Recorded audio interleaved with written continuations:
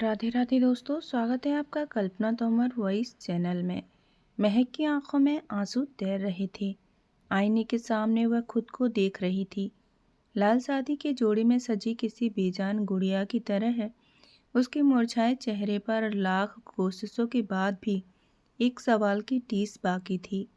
मैंने तुम्हें कहाँ कहाँ नहीं ढूंढा अर्जुन, तुम कहाँ हो? महक ने फुसफुसाया, जिसे आईने में उसे ही तलाश कर रही हो। एक बार मेरे सामने आ जाओ।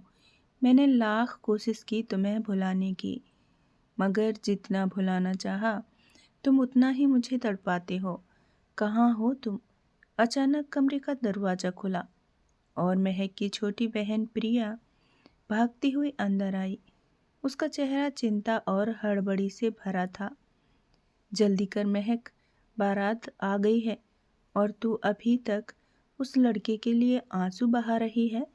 प्रिया ने उसके कंधे पकड़े और आईने में महक के मुरझाए हुए चेहरे को देखा। महक ने रोते हुए कहा, दीदी, मुझे आप ऐसा इसलिए कह रही हैं क्योंकि आपको आपका प्यार मिला और आपकी शादी उस इंसान से हुई है जिससे आपने प्यार किया था। मगर मैं उस इंसान से शादी करने जा रही हूँ जिसे मैं प्यार करना तो दूर ठीक से जानती तक नहीं।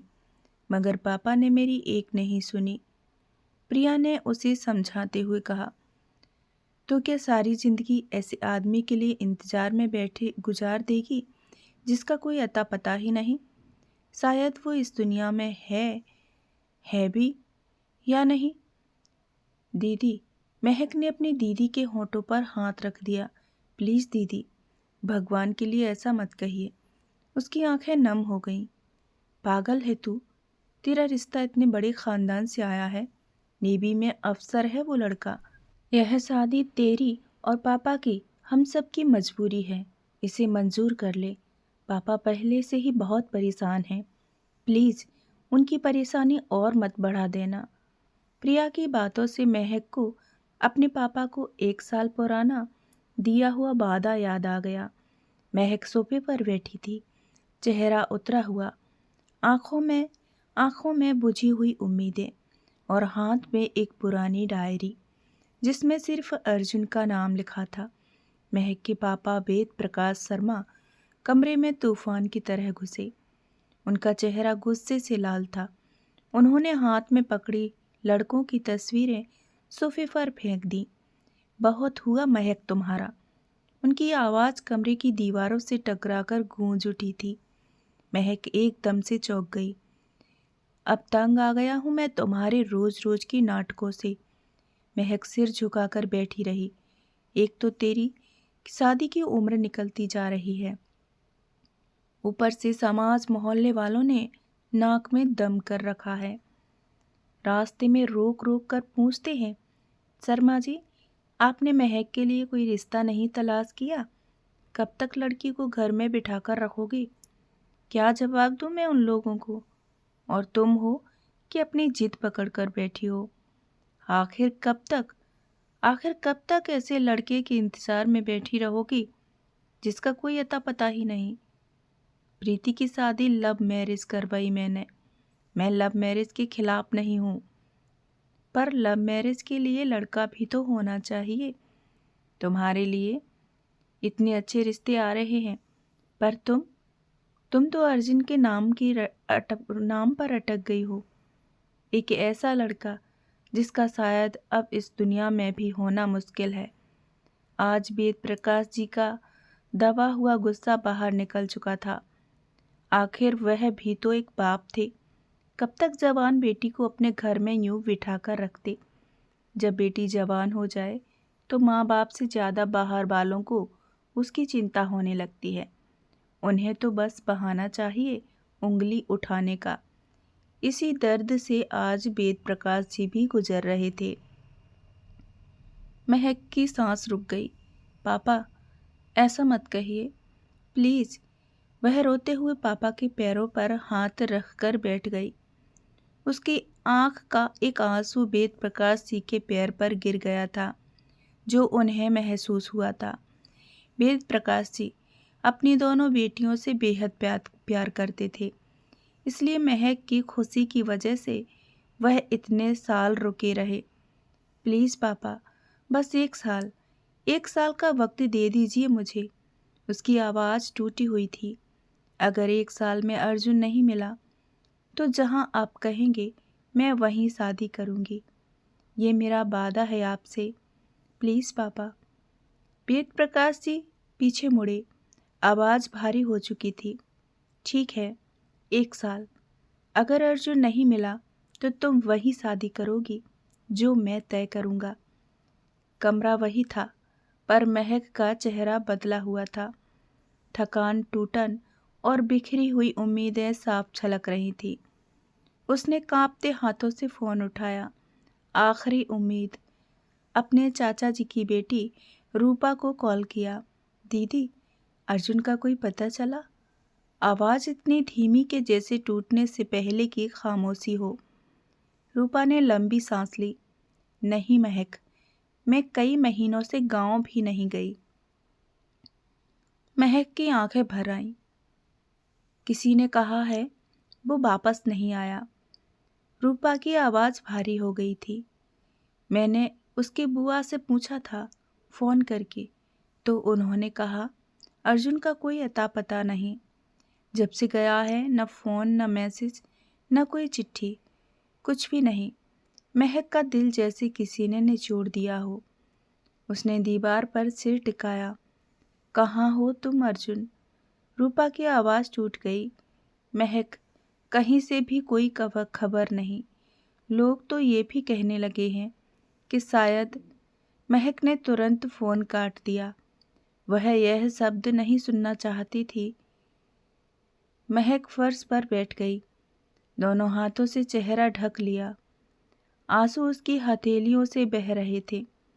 1 साल, पूरी दुनिया छान मारी, पर तुम नहीं मिले। वह सिसकते हुए बोली, क्या मेरा प्यार हमेशा अधूरा रहेगा? क्या मैं कभी भी तुम्हारी हो ही नहीं पाऊंगी अर्जुन? दीवार पर लगी कान्हा जी की फोटो के सामने हाथ जोड़कर बोली, जब मेरी किस्मत में अर्जुन का प्यार था ही नहीं तो फिर आपने क्यों मिलवाया मुझे उससे? मेरे दिल में सिर्फ अर्जुन है, तो मैं कैसे किसी और को अपना पति स्वीकार कर सकती हूँ? ठीक है, आप अगर यही चाहते हैं कि मैं सिर्फ एक लाश बनकर रहूं, तो मैं यह ज़रूर करूंगी। उसने अपने हथेलियों से अपने आंसुओं को पोंछते हुए कहा। हवा में सन्नाटा था। महक अपने कमरे में अकेली बैठी थी। पूरी रात उसने नींद नहीं ली थी। उसकी आंखें सूजी हुई थी, शायद रोते रोते या शायद उम्मीद के आखिरी सहारे को दिल से निकालने के दर्द से। सुबह होते ही घर में हलचल शुरू हो गई। शादी की तैयारियों की महक घर में फैली थी, पर महक के दिल में सिर्फ एक ही नाम गूंज रहा था, अर्जुन। उसी वक्त वेद प्रकाश जी कमरे में आए। उनकी चाल भारी थी, लेकिन दिल और भारी। महक, उनकी आवाज़ में वह नरमी थी जो सिर्फ एक बाप की अपनी बेटी से बात करते हुए रखता है। महक ने सिर झुकाया। बेटा, 1 साल पूरा हो गया।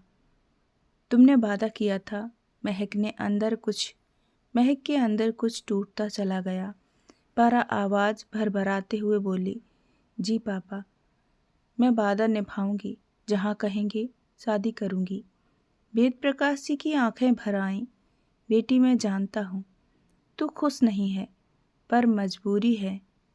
दुनिया की बातों का भी डर है। तेरी बहन की शादी हो चुकी है, तू भी। बात अधूरी छोड़कर उन्होंने महक को गले लगा लिया। महक फूट फूट कर रो पड़ी, जैसे आखिरी उम्मीद भी आज दफन हो गई थी। तभी प्रीति वहां पहुंची। अपनी बहन और पिता को रोते हुए देखकर, अरे यह भरत मिलाप छोड़िए, चल महक, शॉपिंग करने चलते हैं। शादी की शॉपिंग भी तो करनी है। प्रीति ने अपने पापा की तरफ इशारा करते हुए कहा। प्रीति उसे शॉपिंग के लिए खींच लाई थी। ताकि उसका मन थोड़ा हल्का हो सके। महक शेरवानी वाले सेक्शन के पास निकल रही थी कि गलती से उसके हाथ में रखा हुआ बैग किसी और से बदल गया। हेलो मिस, वो बैग मेरा है। महक ने जब उसे देखा, दिल को एक अजीब सी हलचल हुई। चेहरा अनजाना, फिर भी बहुत जाना पहचाना, जैसे कई बरस बाद कोई खोया हुआ एहसास सामने खड़ा हो। वह लड़का मुस्कुराया। अरे कोई बात नहीं, कभी कभी जल्दबाजी में ऐसा हो जाता है। आपकी भी शादी है? महक ने नजरें झुका लीं। जी, मेरी भी। लड़का उसकी आंखों में देखता रह गया। आप बहुत सुंदर हैं। क्या? महक ने चौंकते हुए पूछा। मेरा मतलब बोलती हैं। आप बहुत सुंदर बोलती हैं, लड़के ने बात बदलते हुए कहा। शादी आपकी मर्जी से? महक चुप रही। वह उसकी खामोशी पढ़ते हुए बोला, ओ, मतलब दिल कहीं और है। महक तड़प कर उसकी तरफ मुड़ी। आपको क्यों लगता है ऐसा? लड़का हल्की हंसी हंस दिया। क्योंकि आपकी आंखें सब बता रही हैं। क्या बकवास है ये? वह कुछ और बोलती तभी इतने में प्रीति खींच ले गई। चल महक, जल्दी कर वरना पापा गुस्सा होंगे। रात होने वाली है और तू यहाँ किसी से भी बहस करने लग जाती है। महक ने जाते जाते आखिरी बार मुड़कर देखा। वह लड़का उसे ही देख रहा था। दोनों के दिलों में कुछ अनकहा सा एहसास हो रहा था, जैसे वह एक दूसरे को कई वर्षों से जानते हों।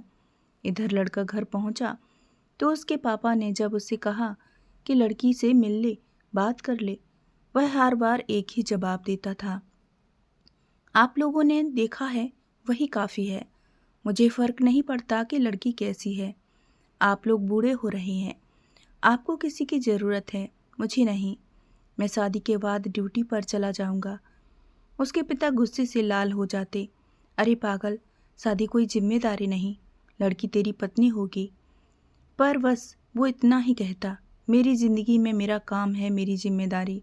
मैं नेवी में अफसर हूँ, मेरी दुनिया वही है। बस आप दोनों अकेले न रहें, इसलिए शादी कर रहा हूँ। उसके चेहरे की गंभीरता देखकर कोई अंदाज़ा नहीं लगा सकता था कि उसके दिल में कितने राज दफन हैं। ना महक, ना उसका दूल्हा, दोनों में से किसी की भी तस्वीरें नहीं देखी थी। दोनों अरेंज मैरिज को अपनी अपनी मजबूरियों में धकेल रहे थे। रात का सन्नाटा कमरे में पसरा हुआ था। रविंद्र कमरे में करवटें बदल रहा था। नींद उसे छू तक नहीं रही थी। उसने आंखें बंद की और फिर वही चेहरा सामने आ गया। वही बड़ी डरी सहमी आंखें पर गहराई लिए, वही मासूम धीमी आवाज़, वही अजीब सी अपनापन देती मुस्कान। कौन थी वो लड़की? वह खुद से बड़बड़ाया। क्यों उसके जाते ही ऐसा लगा जैसे वो मेरी कहानी का कोई पुराना पन्ना थी जो मैं भूल गया था या जिसे मैंने कभी जाना ही नहीं। वह उठकर बैठ गया, अपने बालों पर हाथ फेरा और छत को घूरने लगा। नहीं, ऐसा पहले कभी नहीं हुआ। मैं रोज़ अनजान लोगों से बात करता हूँ, लाखों चेहरे देखता हूँ, फिर इस एक चेहरे में ऐसा क्या था जो मैं भूल नहीं पा रहा हूँ? क्यों उसकी आँखें इतनी जानी पहचानी लगी? उसके दिल में अचानक एक टीस उठी, जैसे कोई छुपा हुआ नाम सीने की गहराई में हिल गया हो, पर वह याद नहीं आ रहा था। काश उसका नाम पूछ लिया होता। रविंद्र ने घड़ी की तरफ देखा। सुबह के 3 बज रही थी। वह चौंक गया। ये ये ये मैं क्या कर रहा हूँ? कल शादी है मेरी और मैं एक अनजानी लड़की के बारे में सोच रहा हूँ। उसने आंखें जोर से बंद की, पर नींद फिर भी नहीं आई। महक दरी पर बैठी आईने में खुद को देख रही थी। आंखें सुर्ख, मगर चेहरे पर एक हल्की अजीब सी मुस्कुराहट फिसल रही थी। जब भी उसे शोरूम वाला लड़का याद आता, क्यों मुझे उसकी बातें इतनी अच्छी लगी? क्यों ऐसा लगा जैसे मैं उसे बरसों से जानती हूँ? उसने सिर झटका। नहीं महक, पागल न बन। तेरा दिल तो अभी भी अर्जुन पर अटका हुआ है, लेकिन मन की गहराइयों में कहीं उस अजनबी की आंखें किसी पुराने घाव पर नमक सा छिड़क रही थीं, पर दर्द नहीं, कुछ अजीब सा अपनापन। महक ने खुद को समझाया, बस आज शादी है, आज सब खत्म हो जाएगा, दिल को मनाना ही होगा। वह थक कर लेट गई और न जाने कब वही चेहरा सोचते सोचते सो गई। पूरा घर रोशनी से चमक रहा था।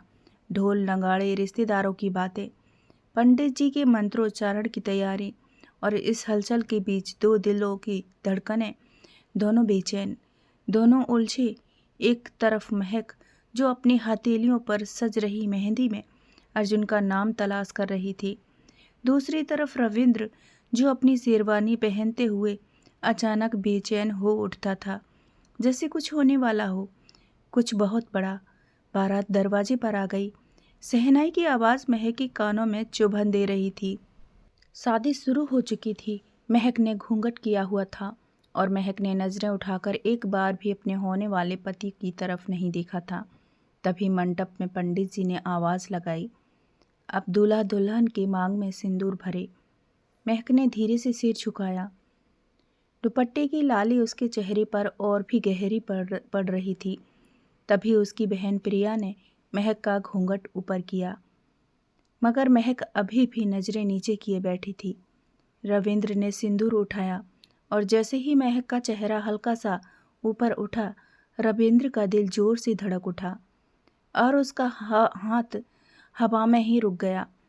ये वही आंखें, वही चेहरा, वही मासूमियत, ये वही शॉपिंग मॉल वाली लड़की थी जिसे देखकर रविंद्र अजीब सा अपनापन महसूस कर रहा था। रविंद्र के शरीर में जो तो मानो जैसे बिजली ही दौड़ गई थी। वह कुछ बोलना चाहता था, पर भीड़, मंत्र, कमरे, सबके बीच उसके होंठ सिर्फ थरथरा कर रह गए थे। महक ने चुपचाप आंखें बंद कर लीं। वह कोई शक नहीं कर सकी, क्योंकि उसकी आंखों में तो आज सिर्फ एक ही नाम था, अर्जुन। रविंद्र ने खुद को संभाला, गहरी सांस ली और महक की मांग में सिंदूर भर दिया। दोनों की शादी हो गई थी। महक की आंखें विदाई के आंसुओं से धुंधली थीं। सावन की रात थी, हल्की फुहारें पड़ रही थीं। डोली से उतरते ही ससुराल का चौखट उसके पैरों को जैसे रोक रहा था। दूसरी तरफ रविंद्र का चेहरा बुझा हुआ था, पर महक का चेहरा देखते ही उसमें जैसे कोई जानी पहचानी रोशनी झिलमिला गई थी। घर में बैठी औरतों के बीच धीमी आवाज़ें गूंजने लगी थीं। लो, दुल्हन आ गई। सरोज, तुम्हारी बहू बहुत सुंदर है, उसमें खड़ी एक आंटी ने बड़े ही प्यार से कहा। तो रविंद्र के चेहरे पर हल्की सी मुस्कान आ गई थी। तभी महक ने घूंघट के पीछे से एक झलक रविंद्र को देखा। उसके चेहरे में उसे अजीब सा जाना माना एहसास हो रहा था। सरोज जी ने नई बहू का गृह प्रवेश करवाया, उसे वहीं एक छोटे से कमरे में बैठा दिया। रात आई तो कुछ लड़कियां महक को रविंद्र के कमरे में लेकर गईं। कमरा पूरी तरह से फूलों से सजाया हुआ था। बेड पर लाल गुलाब की पंखुड़ियों से बड़ा सा दिल बना हुआ था, जिसे देखकर उसके कदम ठहर गए। तो उनमें से एक लड़की बोली, भाभी अंदर चलिए और भैया को ज़्यादा परेशान मत करना, आज आपकी गोल्डन नाइट है। और खिलखिलाते हुए कमरे का दरवाज़ा बंद करके भाग गई। मगर महक को ये कमरा, ये बिस्तर बहुत तकलीफ़ दे रही थी। उसे इस कमरे में घुटन हो रही थी। उसका बस चलता तो वो ये मजबूरी की शादी कभी न करती, मगर पापा की मजबूरी के आगे उसे झुकना पड़ा था। वो आईने के सामने पड़े स्टूल पर बैठ गई थी। उसकी आंखों में आंसू थे। अर्जुन, अगर तुम मुझे छोड़कर न जाते तो आज ये रात कितनी खूबसूरत होती, जिसे लोग गोल्डन नाइट कहते हैं। आखिर तुमने मुझे किस कसूर की सज़ा दी है? महक की आंखें नम थीं। आईने में दिख रहा उसका अश्क उसकी तकलीफ़ बयान कर रहा था। वह स्टूल पर बैठी थी। भारी शादी के जोड़े में उसे घुटन हो रही थी। फूलों की खुशबू अब जहर सी लग रही थी। उसके मन में सिर्फ एक ही टीस थी, अर्जुन तुम कहाँ हो? वो आईने में देखते देखते ही पिछली यादों में चली गई, जब वो पहली बार अर्जुन से मिली थी, अपने गांव, अपने चाचा की बेटी की शादी में। गांव में चारों ओर चहल पहल थी। गांव के हरे भरे खेत खलियान महक को बहुत सुकून दे रहे थे। महक अपने पापा, मम्मी और बहन के साथ धीरे धीरे आगे बढ़ने लगी थी। ढोलक की थाप, गांव के देसी गानों की गुनगुनाहट उसे बहुत अच्छी लग रही थी। वह अपने पापा का हाथ छोड़कर भागकर आंगन में बैठी रूपा दीदी के पास पहुंची और बड़े ही प्यार और भोलेपन से बोली, रूपा दीदी, आज आपकी शादी है, आप कितनी खूबसूरत लग रही हैं। और आपके दूल्हे राजा कहाँ हैं? तभी एक हंसी की आवाज़ सुनकर उसका ध्यान फूलों की माला लगाते हुए एक लड़की पर गया जो देखने में दुबला पतला सा था। लो, तालाब अभी खुदा नहीं मगर पहले कूद पड़ा। अभी शादी हुई नहीं तो यहाँ दूल्हे राजा कहाँ से आ गए? अभी तो हल्दी होगी, मेहंदी होगी, तब कहीं बारात आएगी, तब आएंगे दीदी जी के दूल्हे राजा। वो कहते कहते लकड़ी की सीढ़ियों से नीचे उतरा और महक की तरफ झुकते हुए, इतना भी नहीं पता तुम्हें? महक को बिल्कुल भी पसंद नहीं था कि कोई भी उसकी बात के बीच में बात काट कर बोले। वो खड़ी हुई और आंखें लाल करके अपनी कमर पर हाथ रख कर बोली, यू ब्लडी फूल, गांव के गवार, तुम्हें मुझे बताने की कोई ज़रूरत नहीं है कि कब क्या होता है। मुझे सब पता है, मैं कोई बच्ची नहीं हूँ। महक खुद को बहुत बड़ा समझती थी और होशियार भी, इसलिए उसे उस लड़के की बातें चुभ गई थीं। दोनों में मिलते ही नोक झोंक शुरू हो गई थी। रूपा ने खड़े होकर दोनों को अलग अलग किया तो अर्जुन दोबारा अपने काम में लग गया था। महक गुस्सा होते हुए बोली, दीदी, कौन है ये बदतमीज़ लड़का? मेरा सारा मूड ख़राब कर दिया। अरे जाने भी दे महक, क्यों अपना मूड ख़राब करती है? तू अभी अभी इतनी दूर से सफ़र करके आई है, थोड़ा हाथ मुँह धो ले, फ्रेश हो जा, खाना वाना खा ले। और वैसे भी वह लड़का बहुत अच्छा है, क्यों बेकार में उससे लड़ रही है? वह लड़ने के नहीं, दोस्ती करने लायक है। रूपा ने महक के गाल पर हाथ रखते हुए प्यार से कहा तो उसने नखरे दिखाते हुए मुंह बनाया, फिर हल्की मुस्कान दी और अंदर कमरे की तरफ चली गई। थोड़ी देर बाद जब वो शाम को रूपा के पास बैठी थी तो अर्जुन महक के लिए झाड़ियों से टूटे हुए बेर लेकर आया और उसकी तरफ प्यार से आगे बढ़ाते हुए बोला, लो, अपने हाथों से तोड़कर लाया हूँ तुम्हारे लिए, तुम्हें बेर पसंद है ना? जब अर्जुन ने प्यार से ऐसा कहा तो महक ने नज़रें उठाकर उसकी तरफ देखा। आपको कैसे पता कि मुझे बेर बहुत पसंद है? मैंने बताया था अर्जुन को, रूपा ने बीच में टोकते हुए कहा था। मुझे नहीं खाने बेर, कल तो बड़ा मजाक उड़ा रहे थे, अब बेर लेकर आए हो। मैं आपको जानती नहीं, फिर आपके हाथ से बेर कैसे ले सकती हूँ? महक की बात सुनकर अर्जुन कूद कर उसके बगल में बैठ गया। अरे, मैं तुम्हारे लिए झाड़ियों से तोड़कर ताजे ताजे बेर लेकर आया हूँ और तुम्हें जान पहचान की पड़ी है। जान पहचान करने में कौन सी देर लगती है? मेरा नाम अर्जुन है और मैं यहाँ बगल वाले घर में रहता हूँ। लो, हो गई जान पहचान, अब तो खा लो बेर। अरे पगली, खा लेना, अर्जुन कोई अनजान थोड़े ना है। ये जो बगल वाली मंजू आंटी है ना, जो तुझे बहुत पसंद है, ये उन्हीं का भतीजा है। उनकी तबीयत ख़राब रहती है, इसलिए उनकी देखभाल के लिए यहाँ आया हुआ है। बहुत ख्याल रखता है उनका। रूपा के ऐसे कहने पर महक बहुत ही चिंतित होकर बोली, अरे क्या हुआ है मंजू आंटी को? पता नहीं, लेकिन डॉक्टरों का कहना है कि वह अब कुछ दिनों की ही मेहमान है। रूपा ने धीमी आवाज़ में कहा, मुझे उनसे मिलने जाना है। तभी वो मुझे कहीं दिखाई नहीं दी, मुझे लगा शायद कहीं गई होंगी। मुझे अभी उनको देखना है।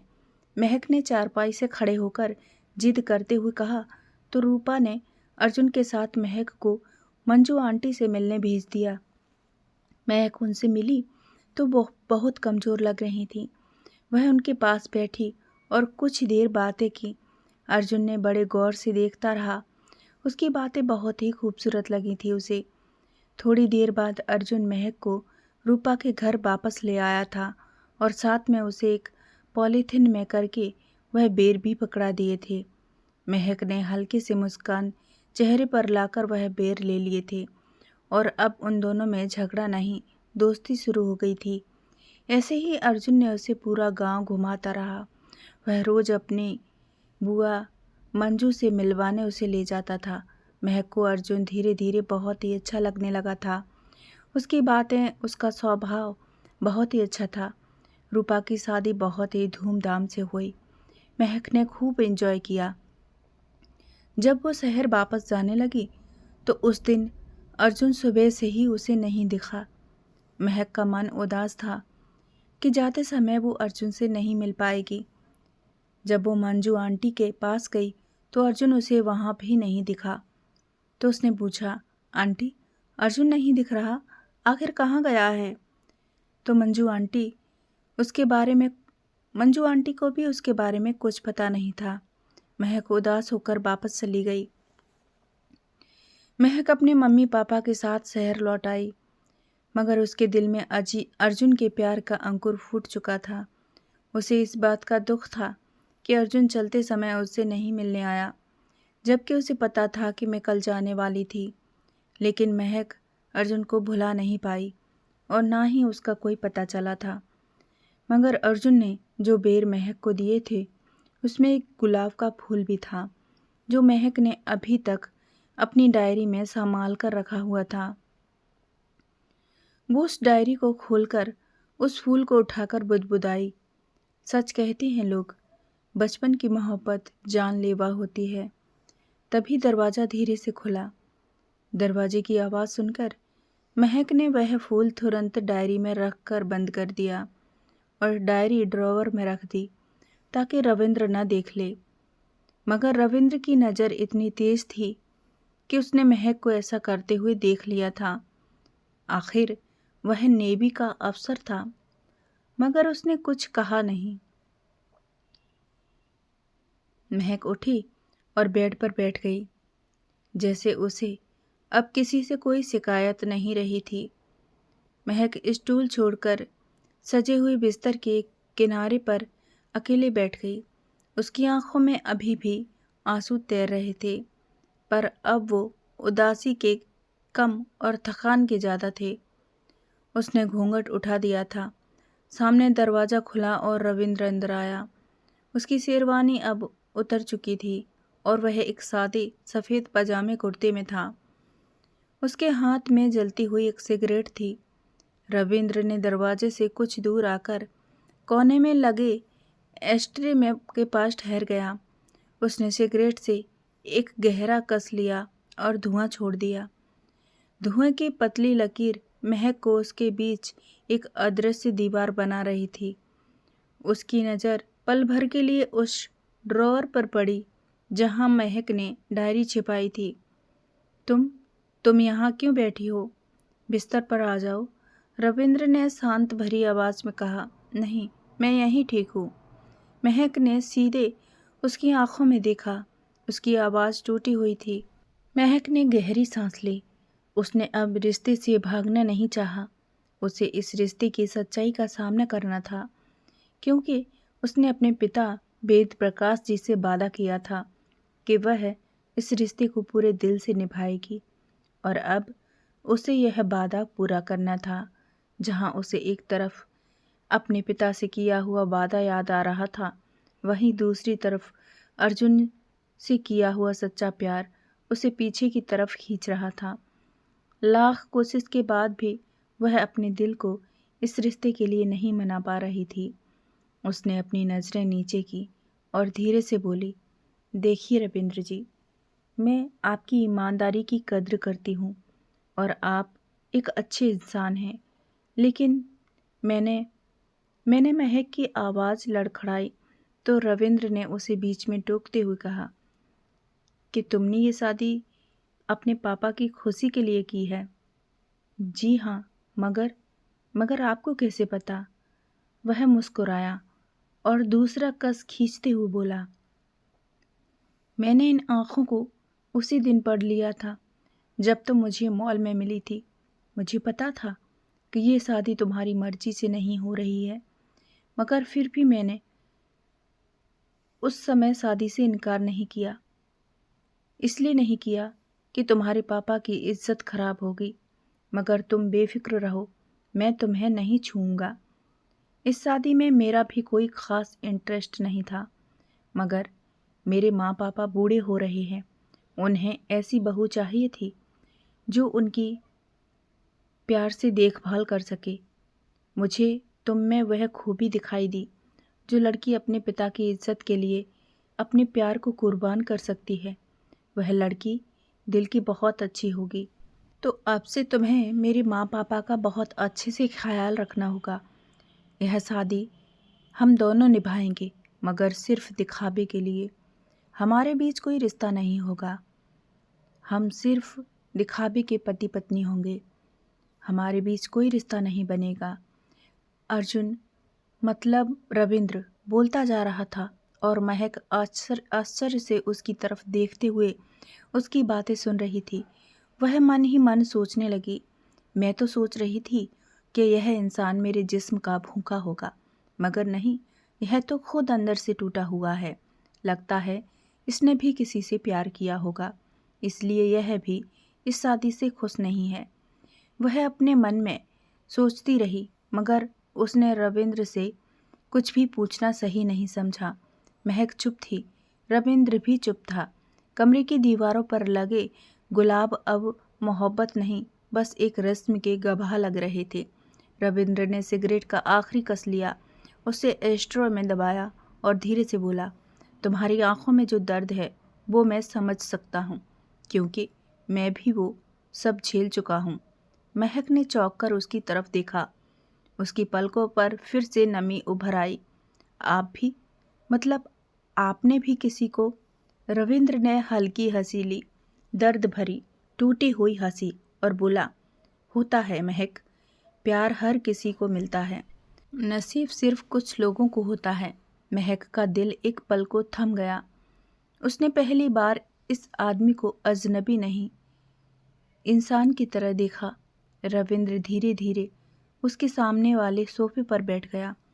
दोनों के बीच अभी भी 3-4 कदमों की दूरी थी, और 2 दुनियाओं की भी। रविंद्र बोला, तुम सोच रही होगी कि मैं तुम्हें क्यों नहीं छूना चाहता, क्यों ये शादी मुझे भी बोझ लग रही है। महक चुपचाप सिर हिलाती रही। रविंद्र, क्योंकि मैं दिल से टूटा हुआ इंसान हूँ, टूटा हुआ जहाज जो किनारा निभा तो सकता है पर किसी का सहारा नहीं बन सकता। महक के गले में रुलाई अटक गई। किसी ने छोड़ा है आपको? महक ने पूछा। रविंद्र ने नजरें झुका ली। उसकी उंगलियां कांपी। शायद यादों का तूफान था। मेरी दुनिया में सिर्फ एक चेहरा था जो मुझे हर सपने में दिखता था, हर बार अनजाना, हर बार अपना सा। महक का दिल जोर से धड़का। वो चेहरा कौन था? क्या नाम था उसका? महक। नाम सुनकर महक की आंखें बड़ी हो गईं। उसने बड़े झटके से पूछा, हाँ, और शायद तुम मुझे अपनी सी लगी। मैं जब 18 साल का था तभी एक महक नाम की लड़की से मिला अपने गांव में, मगर हम बढ़ गए और फिर कभी नहीं मिल पाए। लेकिन उसका चेहरा, उसकी बात, उसकी बातें मुझे हर पल सताती रही, और मैं कब से प्यार कर बैठा मुझे पता ही नहीं चला। लेकिन मैं उसे दिल से नहीं निकाल पा रहा हूँ। लेकिन तुम चिंता मत करो, मैं इस रिश्ते को निभाने की पूरी कोशिश करूँगा। रविंद्र के मुख से महक नाम सुनकर, उसकी पिछली यादें सुनकर उसका दिल जोर से धड़कने लगा। कहीं यही अर्जुन तो नहीं? मगर उसका नाम तो रविंद्र है। उसने कांपती आवाज में पूछा, आप किस गांव में मिले थे उससे? रविंद्र चौंका, जैसे सवाल ने उसकी नसों को छू लिया हो।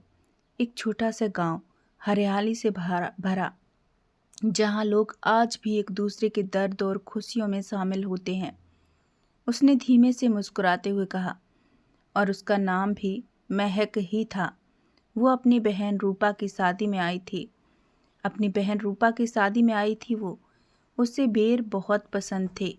महक की आंखें भरने लगीं। उसने अचानक उसकी बात बीच में काट दी, जैसे किसी ने उसके दिल के दरवाजे जोर से धकेल दिए हों। और तुम उसके लिए ढेर सारे बेर लाए थे, झाड़ियों से तोड़े थे, तुम्हारे हाथों में कांटे घुस गए थे, खून निकल आया था, पर फिर भी तुम मुस्कुराते रहे, सिर्फ इसलिए कि उसे बेर पसंद थे। रविंद्र स्तंभ रह गया। उसके चेहरे का रंग उड़ गया। महक की आवाज़ कांप रही थी, पर दर्द साफ था। और फिर तुमने उसे पूरा गांव घुमाया, उसके दिल में प्यार जगाया, उसे अपनी मंजू आंटी से मिलवाते रहे और फिर उसे छोड़कर एक दिन चले गए।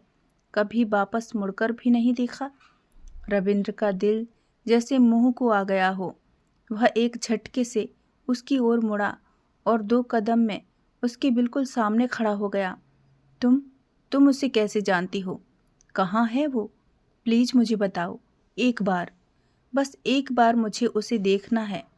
महक ने आंसू पोंछे, होंठ सख्त कर लिए। क्या करोगे जानकर? अब तो तुम्हारी शादी हो चुकी है, तुम किसी और के हो चुके हो। अर्जुन जो अब रविंद्र था, उसका चेहरा ढह गया। उसने धीरे से सिर झुका लिया, जैसे किसी ने उसकी सांसें रोक दी हों। मुझे सिर्फ एक बार देखना है उसे। वह अब कैसी दिखती है? बहुत छोटी थी जब मैं उससे मिला था। बस एक बार। महक का दिल दर्द से ऐंठ गया, लेकिन उसकी आवाज़ कठोर थी, आंखें लाल। जो इंसान किसी को बीच रास्ते में छोड़कर भाग सकता है, अपने नाम बदल सकता है, अपनी दुनिया बदल सकता है, वो भला किसी से कैसे प्यार कर सकता है? रविंद्र पीछे हट गया, जैसे किसी ने उसे चाबुक से मारा हो। क्या मतलब? वह फुसफुसाया। महक की दर्द भरी आवाज ने कहा, तुम्हारा नाम तो अर्जुन था, फिर रविंद्र नाम कैसे पड़ा? रविंद्र की आंखें फैल गईं, उसकी सांस अटक गई। तुम्हें ये सब कैसे पता? कमरे की हवा अचानक भारी हो गई। रविंद्र के पांव जैसे जमीन में धंस गए। फिर वह हकलाते हुए बोला, कहीं तुम ही तो मेरी महक नहीं? महक की पलकें झुक गईं, चेहरा आंसुओं से भीग चुका था, पर उसकी खामोशी ही उसका जवाब बन गई। और वो आकर महक का हाथ थाम लेता है। महक, तुम ही हो मेरी मोहब्बत? हाँ, मैं ही वो महक हूँ जिसकी तुम बात कर रहे हो। लेकिन मेरे दिल में अभी बहुत से सवाल हैं, पहले उनके जवाब मुझे चाहिए। महक की बात सुनकर अर्जुन बोला, हाँ पूछो महक, मैं तुम्हारे हर सवाल का साफ साफ और सच सच जवाब दूंगा। पहले ये बताओ कि तुम उस रोज कहाँ चले गए थे? तुम्हें पता है मैं शहर जाने वाली हूँ, फिर भी मुझसे मिलने क्यों नहीं आए?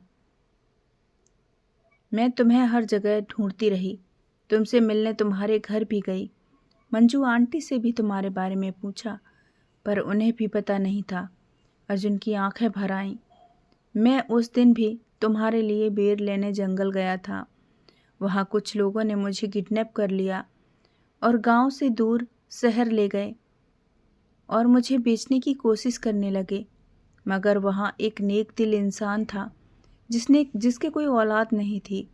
उसने मुझे उन गुंडों से बचाया और अपना बेटा बना लिया। कुछ महीनों बाद मैं गांव आया तो पता चला बुआ अब इस दुनिया में नहीं रही। मैं बहुत रोया और वापस उन्हीं लोगों के पास लौट गया। उन्होंने मुझे पढ़ाया, नेवी में मेरी जॉब लगवाई और मेरा नाम भी बदल कर रविंद्र रख दिया, क्योंकि उनके बेटे का नाम रविंद्र था, जो 10 साल की उम्र में कैंसर से ख़त्म हो गया था। तुम्हें तो पता है महक, मेरे माँ बाप बचपन में ही गुजर गए थे। अफसर बनने के बाद मैं गांव गया था कि तुम्हारा पता लगा सकूं, मगर तुम्हारा कुछ भी पता नहीं लगा। लेकिन मेरे दिल में हमेशा तुम ही थी। जब मैंने तुम्हें मॉल में देखा तो एक पल को मेरे दिल ने मुझसे कहा, यही है वो। मैं रात भर तुम्हारे बारे में सोचता रहा। महक अब रोते रोते कांप रही थी। अगले ही पल वह आगे बढ़ी और अर्जुन के सीने से लग गई। अर्जुन ने उसे बाहों में भर लिया। दोनों एक दूसरे की बाहों में कसकर समा गए। बरसों का दर्द बह गया और आंसुओं के झरने दोनों के कंधों पर गिरते रहे। कमरा जैसे ठहर गया हो। 2 धड़कनों की आवाज़ धीरे धीरे एक में बदल रही थी। सालों बाद 2 अधूरे लोग फिर से पूरे हो रहे थे। रविंद्र ने जब महक को अपनी बाहों में भरा तो महक की सारी घबराहट जैसे पिघल गई।